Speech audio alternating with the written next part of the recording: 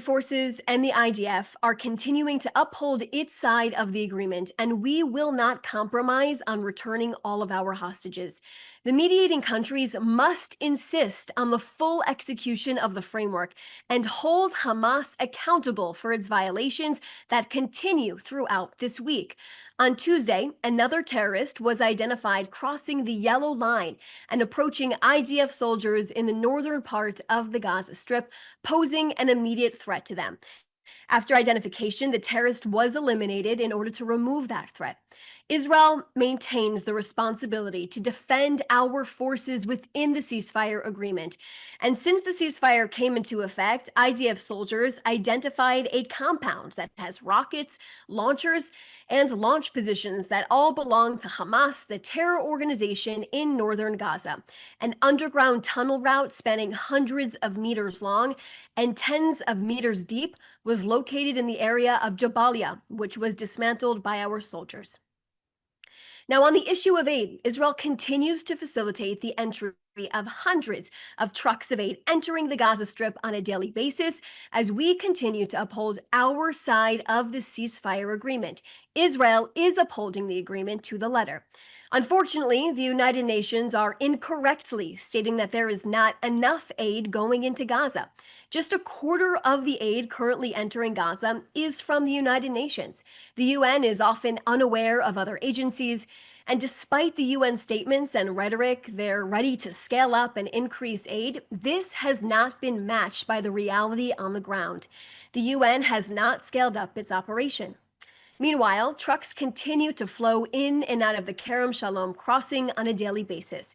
For journalists who are hearing from the United Nations and other agencies that not enough aid is getting into Gaza, we ask that you question the rhetoric that, quote, Israel is stopping aid. This rhetoric is designed to raise more funds, but does not match the reality on the ground, which is that Israel is upholding their side of the agreement. I'll take a few questions now. Jean from PBS News, now that it's official that Zoran Mamdani is the new mayor of New York, and in view of his previous statements on Israel and also that he would arrest Prime Minister Netanyahu if he sets foot in New York, what is your office's reaction to his election and response on this? Thank you so much for your question. I want to continue to reiterate the relationship Prime Minister Netanyahu has with President Trump. Of course, we've seen these election results, but it does not, of course, undermine the incredible, enormous relationship the Prime Minister has with President Trump and the accomplishments that we have been able to get to because of this relationship that they have forged together. We have a bond that is stronger than ever between Israel and the United States right now. And of course, it's based on our shared democratic values and dedication to our security and peace for countries in the entire free world. We thank President Trump for helping Prime Minister Netanyahu, like I said, forge this incredible relationship.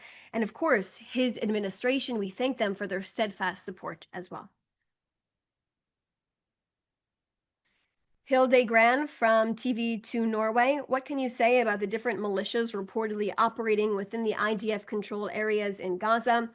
Does Israel have a strategy of protecting or in some way influencing control over them, these groups, in an attempt to weaken Hamas? So in terms of any type of militia, Israel will work with Gazans that want a better future for themselves and do not wish to see the destruction of the state of Israel. Of course, I will point you back to Hamas, who has made the situation on the ground inside of the Gaza Strip beyond horrific for the people of Gaza. We have seen horrific executions, torture, abuse of its own civilians inside of the enclave. Hamas has perpetuated the problem for many years now, and of course, within the last 2 years, making it horrific for the people of Gaza to live there on a daily basis. From Lauren at NPR. Have U.S. officials raised the case with Israel's Prime Minister's office of 16-year-old U.S. citizen Mohammed Ibrahim arrested in the West Bank? I do not have any information on that at this point in time. Or Shaked from Israel Hayom. Can you elaborate on the indirect talks between Hamas and Israel to transfer 150 to 200 terrorists within the Yellow Line? I've seen those reports. And in terms of that, I don't have any other information to share with you at this point in time.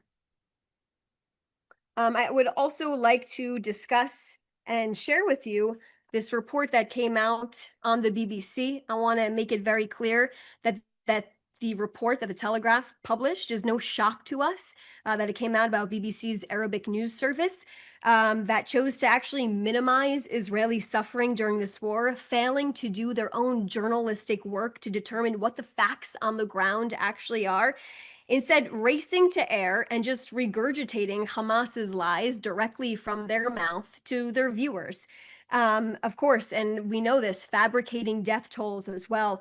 Let's also not forget that the BBC worked directly with Hamas for a documentary, disguising a 13-year-old boy to be like everyone else in Gaza who narrated the film. Meanwhile, his father was a Hamas deputy minister, and the BBC actually paid money to Hamas. Now, platforms like BBC Arabic are expected to abide by all journalistic ethics, of course, while approaching any other story and asking the right questions on all sides before rushing to any type of judgment and putting things on the air.